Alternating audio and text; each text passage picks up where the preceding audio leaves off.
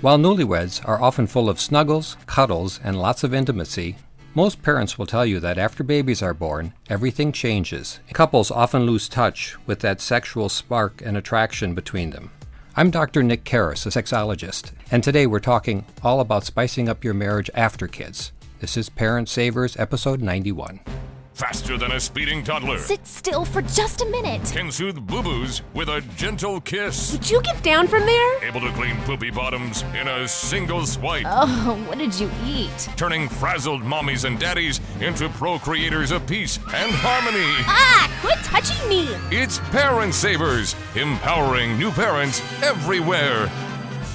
Welcome back, everybody, to Parent Savers. We're broadcasting as usual from the Birth Education Center of San Diego. Parent Savers is your weekly online on-the-go support group for parents from the newborn years to kindergarten. I'm your host, John O'Reilly. Thanks again to all of our loyal listeners who join us week in and week out. And thanks also to those of you who are listening for the first time. As you may or may not know, you can join our Parent Savers Club and receive access to special bonus content after each new show, plus special giveaways and discounts from time to time. And if you haven't already, please make sure to download the free Parent Savers app available in the Android and iTunes marketplace, and you can automatically have access to all the great parenting advice and conversation we have on Parent Savers every week. Let's start this conversation by meeting everyone who's joining us in the room, and we have a very full room today. I'll start with myself. I'm John O'Reilly. Just about to turn 40 years old in March, coming up on 40, and three boys, a 7-year-old, a 4-year-old, and a 2-year-old. We're Tony and Elisa DiLorenzo. We have two kids. We have an 11-year-old son and an 8-year-old daughter, and we are co-hosts of the top-rated marriage podcast in iTunes, One Extraordinary Marriage. Nice. Woo-hoo. Thanks for joining us. Hi, I'm MJ Fisher, 37, yes. And I'm a stay-at-home mom to my son who's 2.5 years old. And besides that, I actually am the producer of the other podcast, well, one of the 4 that we have here on the Boob group. I'm Suchi Eggleton, and I am a half stay-at-home mom. I work part-time as a college instructor, but my daughter is almost 4 years old. And this is my first time. Nice. Welcome. I like that, too. I'm at least a half stay-at-home dad, too, despite the other. Well, and I'm Erin Estevez, otherwise known as OG Mamacita, the officially geriatric Mamacita. I am 43 going on 44, and I have a 2-year-old at home with whom I stay every single day. I love, but cuckoo. And I'm Dr. Nick Karras, the sexologist, and I'm also a father. I'm 62, and my son is now 40. Nice. All right, well, thanks for joining us, everyone. Before we jump into what's sure to be an exciting conversation, we're going to take a look at an app. We do this from time to time on Parent Savers. We look at apps that are just released or maybe have been out for a bit and look at them, talk about them, and tell you whether or not it's recommended for you to check out. And so today's app is it Ducky Deck? Ducky Deck. Ducky Deck Family Photo. And it is a cute little app. Ducky Deck's actually a series of different apps. There's different Ducky Deck apps. I guess that's kind of the brand. And in the Family Photo app, it's really kind of a face creation app, and there's no goals or end result other than make a cute family photo. But these are the kind of games that I really like for my young kids to play. And I messed around with it with our 4-year-old and our so he's still 6. He's about to turn 7. I said 7 at the beginning. Sorry for the confusion, but nobody really cares. So mess around with them, and they love this type of game. And I like them playing this type of game, too, where there's no necessarily goal or pressure. They're just kind of creating a face. Right. And there's all sorts of funny options to do hair. It starts out with a randomly generated character. You can change the hair, the eyes, the mouth, the outfit, the hat, if they want to have a mustache. And overall, they really liked it and had a good time because they really like playing with this kind of app. Yeah, I think this app is adorable. We were talking earlier about apps or games that may have an end function or a reason. And I think that you could say that this is not only time consuming, which sometimes can be really great, but also educational because, like my 2-year-old, I can say nose, nariz, and he can try out all the different noses. And so in that sense, it's really fun, and I'm giving it a thumbs up. I think that always when we talk about apps, there's the big debate. There's some parents who just don't want their kids playing apps no matter what. There's some who probably take it a little bit too far on the pendulum. I think it's a great app for kids to get engaged in. Could be a time-wasting app. I'm not sure how educational it is. I think like if done the right way with parents engaging with them, I think they'll learn about parts of the face.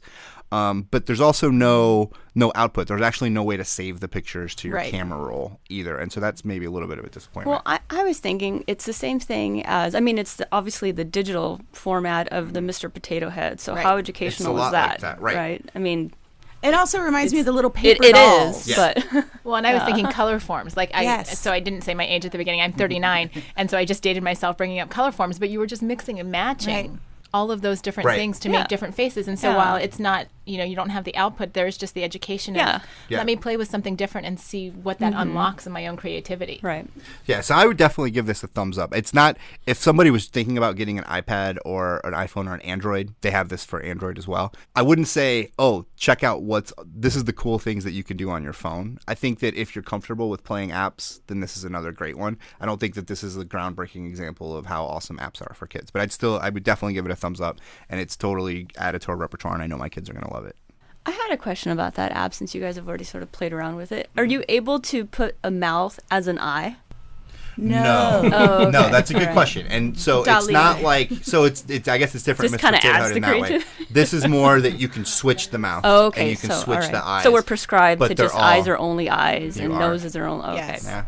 Yeah, but you can put a goatee or a mustache on a girl. That's Okay, kind of cool. all right. Yeah. All right. And you can put earrings on guys. Yeah, I like that because we like my son has a doll and he loves it, and I want to foster that to not make it like you need to wear blue and play with trucks. So yeah, it's totally very gender neutral. I mean, we were saying when we were looking at some of the pictures that they all kind of resemble guys, but there's definitely female flair that can be mixed in as well. To make them all just kind of cute people with different funny eyes and mustaches. And I think it's neat because for example, I have a niece who had not seen anybody that was different from us until she was about 4. So she had never seen an African American until she was 4. And when she saw the first African American, she was kind of startled. So I think this is great because it's a good talking point. You can show how people are different, but essentially we're all made of the same thing. Everybody's got eyes and noses. Yeah. All right, so I think the Parent Savers verdict is a thumbs up. Definitely check it out. The Ducky Deck and Friends family photos, and we'll have a link to it on our website. All right, it's time to jump into today's topic, which is spicing up your marriage after kids. Today we're talking with Dr. Nick Karras. Thanks for joining us. Thank you. Let's start hearing a little about yourself. I mean, for starters, what is a sexologist? A sexologist is a person who studies what people do sexually and, equally important, how they feel about it. Okay. And then you kind of help people. Is fixing the wrong word? Yeah, because we don't fix. We provide information. We feel that everybody knows who they are sexually, and we just provide the information and we give permission to explore that aspect. So what are some common issues you see with parents, right? Because babies change everything, including a lot of the sexual relationships that couples may have. Everything changes when you have the intimacy mainly. And so intimacy, you see parents complaining that they're not having sex frequently enough, or just or is it on a level that they're not holding hands as much, or? It has to take on a whole new form. The intimacy is usually more sexual at the beginning of a relationship, and it's more erotic. When a child appears, the whole role of a parent changes. It's more of a nurturing thing. It's more of a provider, and it's hard to bring those two together. You have to reinvent yourself sexually and what that means. That actually would bring us to one of the questions that I got on Facebook. Was by Anonymous. No surprise there. But he was basically saying that after the child was born, his wife was no longer sexually interested in him because she felt like her body had to go to the child. She was exclusively breastfeeding and she did not feel sexual anymore. And he was wondering how he could, if he could, help her transition back to a sexual being. Well, I mean, Tony and I have 2 kids, and there was definitely a phase in my life. I did breastfeed both children, and I remember those early days when you just feel like it's all going to the baby. And one of the things that Tony started doing, Tony was just very patient. So there wasn't this, with the first child, he was like, okay, let's jump back in the saddle. Child number 2, we waited a little longer, but it was the telling me that I was attractive. it was, a lot of the verbal cues that I got from him, instead of just being like, okay, your body's mine, let's make this happen. And I think that's what a lot of husbands can do for their wives, is give them verbal encouragement. Because let's face it, after we've carried a baby for 9 months and we are all stretched and our breasts are doing all kinds of stuff with milk production, we might not feel sexual. But to hear that from our husbands, that they still desire us and are in love with who we are, that's a huge gift that a man can give his wife. Yeah, and I think it's very true. The bonding that takes place between a mother and a child, it's producing that oxytocin that you used to get with your partner. And it's not wrong. It's empowering. The thing is, let's not lose the link between the couple also. And that's why you got to redefine intimacy, just holding hands, laying together and being close, so that you're also doing that. Because it's just as hard on the man, because now he's a provider. I mean, for a lot of men, it's a big thing. I mean, you've taken on a role of a child. And that's changing the way you think. And then to sexualize and to look at the mother of this beautiful child and what she went through, it's a difficult thing. So he's trying to regroup and rethink how to do that. Yeah, and I gotta agree with Dr. Nick on the changes that do happen. And from that time when you first meet to the time of walking down the aisle, being sexually intimate in your marriage, and now a child comes, there's a big change that happens. And one thing I think many of us forget in marriages, that emotional intimacy is very, very important. That connection we have when we communicate. Well, yes, your wife just had the child, but communicate with her. Find out what the changes are. You can see them, but ask her. Because what we find out often when we talk on our podcast and we hear from our listeners is that emotional intimacy is what sparks the sexual intimacy. Yeah. And I think, there's this instinct where on some level you may want everything to stay the same, like when you met or when you got married or like when you got engaged, but from if you take a step back, of course it's going to evolve, and of course things are going to evolve and things aren't going to be the same. And I think that you have to work hard to discover and make it evolve, I guess, the way that works for you guys. You guys can control the evolution to some extent. Yeah, exactly. And the same thing happens with couples who don't have children. Mm-hmm. After a period of time, you have to reinvent what sexuality looks like and what intimacy looks like.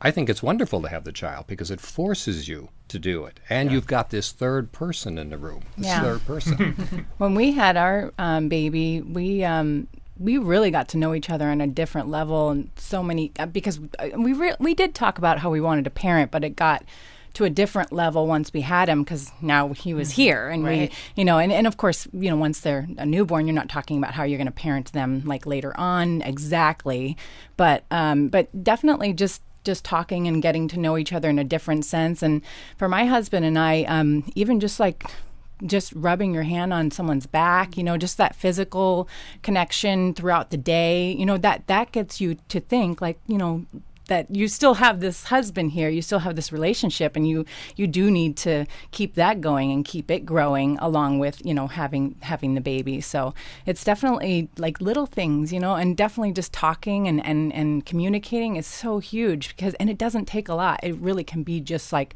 not, small words, or you could, have hours of conversation if you have time. But definitely it's a whole new world. Well, I tell my husband, I told him more frequently when the baby was just born, it's like, look, you are this kid's dad. You will always be his dad. You don't always have to be my husband. And I know it sounds really harsh, but it's the reality. We have to work at this because if we don't choose to stay spouses to one another, then that disintegrates everything. So it's a choice. You have to make that conscious effort to try, or why bother, as far as I'm concerned. It's very true. And there's the energetic of that. Children feel energy more so than anything. And when the parents are loving and they're bonding, they understand that. I grew up in a very large family. There were 8 of us. I don't know how my mother did it. And during the day, my mother she'd slip into depression. I could tell she had so much going on. My dad would come home and he would grab her and lock lips with her and throw a thing. We knew that we were safe. That meant something to us on a level. We knew that we could be calm. That is, when we saw them together. And I think to give self-permission to be intimate with your partner. It's a gift to the children also. Big time. The kids are watching from as soon as, I mean, even before, like my son would react to my husband's voice in utero. in the womb. Yeah, exactly. And it's like, it's just huge to show your kids, and they are watching. They are totally watching. I don't care how old they are, but they feel it, they see it, they know. And they mimic. Yeah. Well, I was just going to say the funny thing with that is that our kids are a little bit older. We've got the 11 and the 8-year-old, and we choose to be affectionate in front of them, and in front of their friends. If somebody's over, it's not unusual for Tony to give me a kiss or us to give a hug, and we didn't realize how unusual that was until some of their friends would be over, and they're like, what are your parents doing? Talking to one of our kids, like, what are your parents doing? And why? Oh my God! Why are they doing that in front of us? And we would look at them and use that as a teaching point to say, it's okay for mommies and daddies to hug and kiss each other. And we realize then, and we share this with our audience too, is that it's a legacy that you're giving to your grandchildren and your great grandchildren, showing them that strong bond, showing them that you still desire each other, and that this is the primary relationship. Yeah. In the family unit, because exactly like you said, if mom and dad are strong and are investing in that, that's going to play out for the children. Yep. The children will always know where they fit inside that framework. And there's not a lot of examples in media and public that show that. That is our responsibility as a parent to give that gift.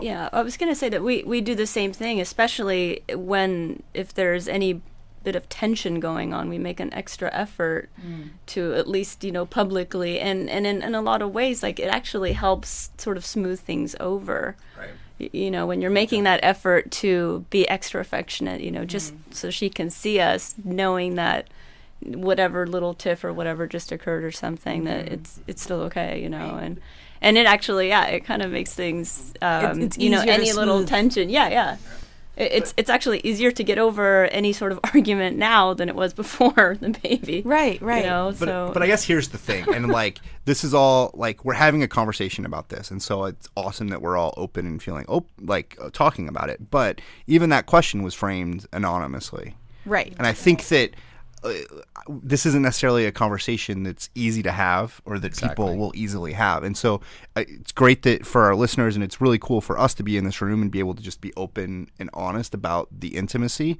But how can people get to this point, or able to have the conversations? Because it's something that's not talked about. No, definitely. They have to see the value in it. Yeah. They have to make that decision that that's something important. And I think if we all think back to when we were little, there were times when we saw mom and dad embrace, and it had an effect on us. It calmed us. It felt good. Mm-hmm. And just tell us that and remind ourselves of that. Yeah. And so maybe grab a glass of wine or beer with your spouse and, after the kids are asleep, talk about it and just, connect in a level talking about it that's not trying to, that's listening to your partner. And also, would you say that that's good? I think there's a level of introspection and vulnerability that a lot of people aren't comfortable with. For example, my mom died when I was very young, so I never had that growing up where I could see my parents interact. I didn't get that. So for me, it was something that I had to ask myself, how do I make sure my son gets this? So I have to look at myself, and then I have to talk to my husband about, you need to help me be more physically, open and affectionate, because I never learned that. So, and that's why I'm saying there's a vulnerability and an introspection where some people, it's tough. It's tough. Oh, definitely. And then when the children grow up and go through puberty, it's very complicated for them because they don't know what this urge and what this thing is going on, and they don't know how to tie it to intimacy and the desire for that. And when the parents show that, it just gives another tool for them to make, transitioning into adult life a lot easier. There's a lot of nodding going on that side of the table. Well, my thing goes back to the questions. Mm-hmm. What are those? Because you asked, how do you ask? Mm-hmm. Well, what we find often is couples don't know what questions to ask. Yeah. Right. They get stuck. And so there are numerous books out there that folks can pick up on Amazon search. On our site, oneextraordinarymarriage.com, we have 77 questions to get the conversation started. Right. Oh, cool. Because what we found is just giving folks the help to just look at a sheet of paper and go, okay, this is the question we're going to ask and answer today. Yeah. And sometimes it might be 5 minutes. Sometimes it might be 20 or 30. I don't know. It just depends on where you guys are at. But we've seen many couples do this, and it's helped them where they just take one question a day for 77 days, and it starts allowing that free flow. And we talk about all forms of intimacy, one being sexual, and that dives in deeper. So that way they can sit there, and hopefully by the time they get to there, they're feeling more vulnerable, open. They're taking off those masks, and so that they can really dig in deep. Because that's the biggest thing, to be sexually intimate, especially after kids. And if you're a husband and you've been in the delivery room, there's a whole nother thing that happens. We even remember it more than they do, like with hormones. Sure. Like there's aspects of, there's some images in my brain. Lisa did epidurals both times, so she was, La La Land, but I'm sitting there with the doctor and I'm thinking, whoa, this is way different than I recognize it from when we're being intimate with each other. So Transformers. Transformers for guys. I mean, there's a mental issue that even they and we have to overcome and realize that. Wow, but. Well, for example, my husband and I talked about that because I initially was like, oh, I want a mirror. I want to see everything. This is fantastic. And then people started putting things into my head, and I was like, oh, do I want him down south? I don't know. What if it's really going to mess things up by how he views me after this? Do I really want him to see that? And so we talked about it, and he was like, there is no way you're keeping me away from down south. Right. Well, your husband's he's an artist. Yeah. He's a visual person. Of course he's going to want to know exactly what it looks like. And it's funny because in the end I was like, no mirror. I don't want to know and see anything. And fortunately he says that it only confirmed or concreted his love for me. Yeah. But for some people, it's not like that. True. Everyone's different. But it seems like a lot of these issues that we're talking about are coming from this projection of the spouse onto what they think the other person is going to think. Like either from the woman thinking that, oh, he's not going to want me, my body's not good enough. Or the husband thinking, oh, she's going to think I'm a horrible person if I say I want to have sexual relationship with her, like that's why communicating is so it key. Is. Like it is. It ends those assumptions. Yeah, and then once you start asking those questions and you start communicating, then you start feeling more comfortable. Then that's the different level of the marriage after kids too that you can reach. Like where I think my husband and I, after a certain point in time, like we really didn't know, like, what are your fantasies? Like we started asking things like that, and you don't have these conversations with just anybody. This is just between him and I. So that was intimate too, because no one else is going to know this but him and I. Yeah. So. And us, if you tell us. Right? Oh, yeah. If I tell you guys. and the entire audience. A few listeners. Let's take a quick break right here. And when we get back, we'll talk about what happens if communication doesn't work, though. I mean, communication is key, but what if what you're communicating about doesn't quite jibe together? So we'll be right back.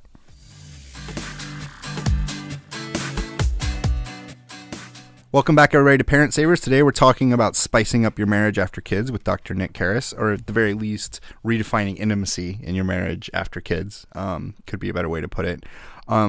So what happens if the communication doesn't really work? Like, let's say we talk and there's a big mismatch in expectations over, frequency that we'd like to have intercourse, for example.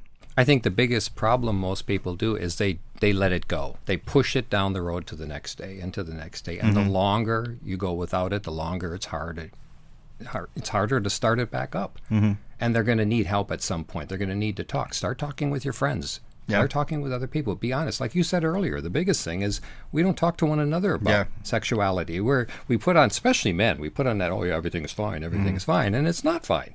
We're missing it. Oh, I agree 100%. And one of the big things that Elise and I have done for 4 years now is called the intimacy lifestyle, where we have set up that we do have sex 2 times a week. And the way we've set it up is that, because one of the big things that we found in our marriage, especially even after kids, was my approach and then being rejected. Right. Oh, yeah. Right. And this is big for men, because now you're being rejected time and time again, which leads to not going to ask anymore. So the duration now extends out to months. And now you're really scared as a guy to even ask because you're going to be rejected. So the intimacy lifestyle, the way we set it up is that there are 3 days a week that I initiate, which are Wednesday, Thursday, or Friday. That you have the option to initiate. The- You don't because there are some women sitting right now that just are like, I think I'm going to turn this off because if my husband hears this. Very true. I have the option to initiate on Wednesday, Thursday, or Friday. Please, option, like he never doesn't initiate. Well, that's just it. He's going to pick one of those 3 days. Oh, gotcha. As I've gotten older too, and with kids, I will say, as a guy, you get tired. There are definitely times when I'm just like, man, between business and kids and doing everything else. I mean, there are definitely times that I would probably, at my stage in life, that I would forget. So I do initiate, and then on Sunday, Monday, Tuesday, Elisa has the option to initiate on one of those days. And that allows us to keep There's that. a lot of freedom there. Saturday is bonus day. Anything can Saturday's a happen, bonus day. Saturday's a bonus day. It's if a you make it wild half hour card long. day. Yeah. I thought That's it was interesting, though. like the Sabbath, like nothing on Saturday. It can be, but the thing with that is that it does keep that spark there because I don't know, like what days he's going to initiate. Although if we get to Friday and he hasn't, chances are probably pretty good that it's coming. But you just look at the calendar, you're like, okay, we haven't. But the flip side of that is that we take turns initiating sex, because in our relationship, and I'm sure for a lot of listeners, initiating is traditionally one-sided, either the male or the female, whoever has the higher sex drive. And so by us choosing to do it this way, and we talked about it, it wasn't like this just kind of, whoop, let's do this. It allowed us to say, okay, what do we want our sex life to look like? And that's one of those, I'm sure, Dr. Nick, that's one of those questions you need to ask. What is it going to look like? Exactly. And I like your idea of the permission, because I think the biggest thing is we feel, especially men, I felt terribly guilty. I mean, I would look at my wife and she's tired and we've got this thing, and this child that's taken all this time. And I know I felt a burden financially and work and all the responsibility. I felt wrong wanting to be sexual. I kind of felt guilty about that. And allowing yourself to say that, okay, we need that. We need to reconnect once in a while and do this. And there's nothing the matter with having desire. Now let's figure out how to make it happen. Absolutely. And, we have listeners all around the world that have, adapted that to fit their marriage. Because frequency, might be, they might change frequency. They might change, different variables in there. But what they've decided is that having that sexual intimacy in their marriage matters to them. It's strange because on some level, my reaction to that is, putting structure into your sex life just seems like it doesn't fit, right? It's supposed to be the spontaneous thing, but obviously that's a ridiculous notion, and that's maybe what parents need. And maybe, so in my example, I would need to get over that.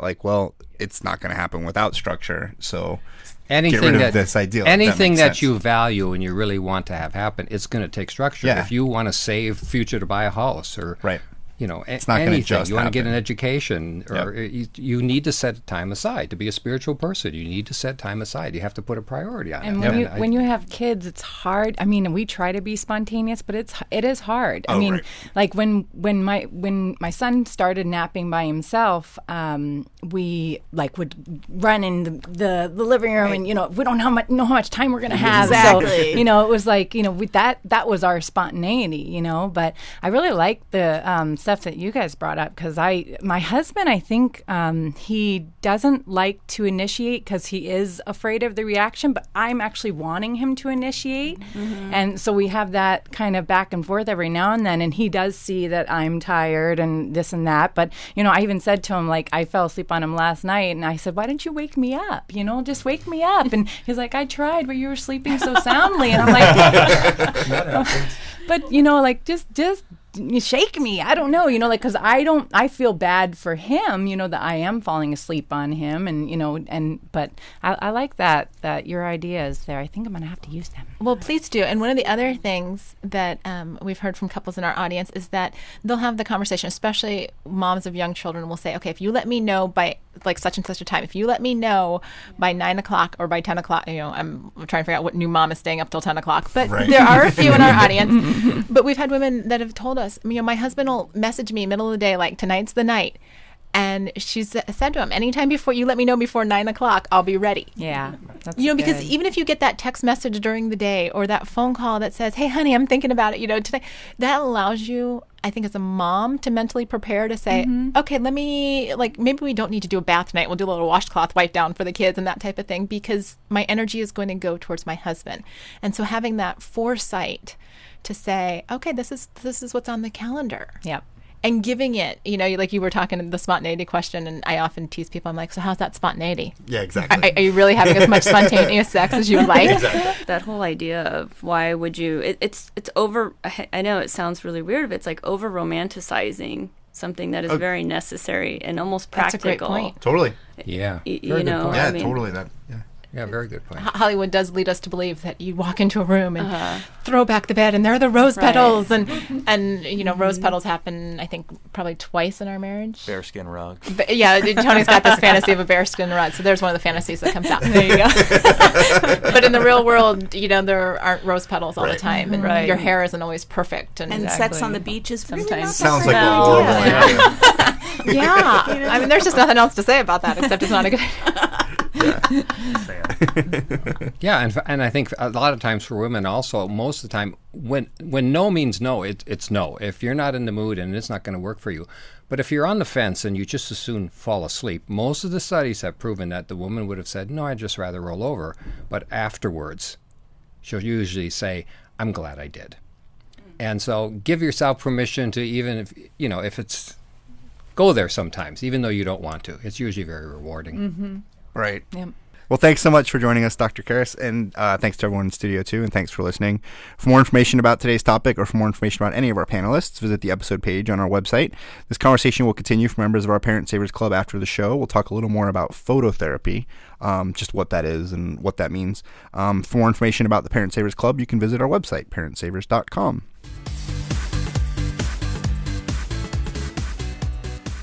Before we wrap up today's show, here's blogger David Vienna sharing the realities of parenting from his blog, The Daddy Complex.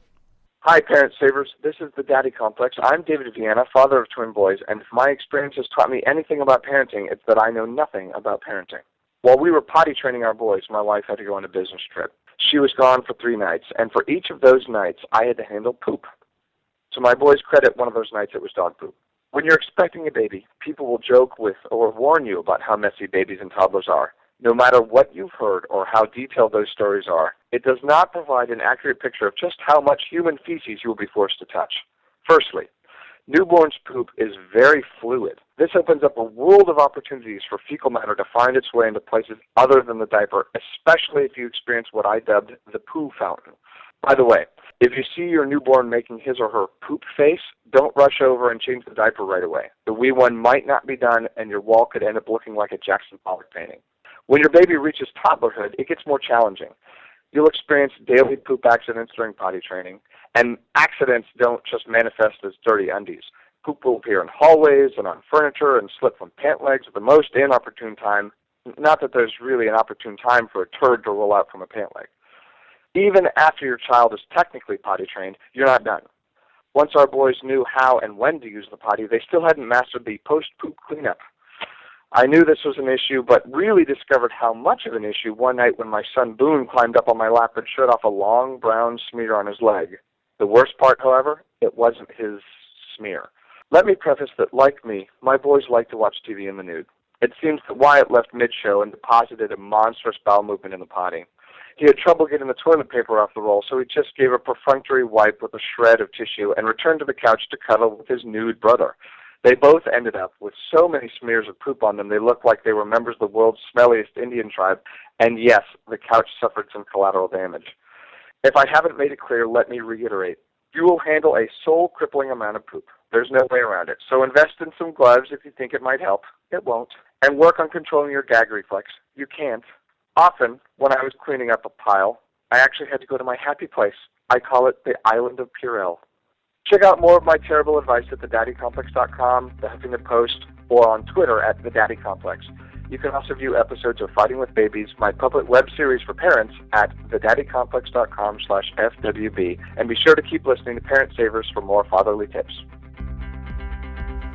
That wraps up today's episode of Parent Savers. We appreciate you listening. Don't forget to check out our sister shows, Preggie Pals for expecting parents, the Boob groups for moms who breastfeed their babies, and Twin Talks for parents of multiples. Next week, we'll be talking about another great topic of interest to parents of newborns to kindergartners everywhere. Thanks for joining us. This is Parent Savers, empowering new parents.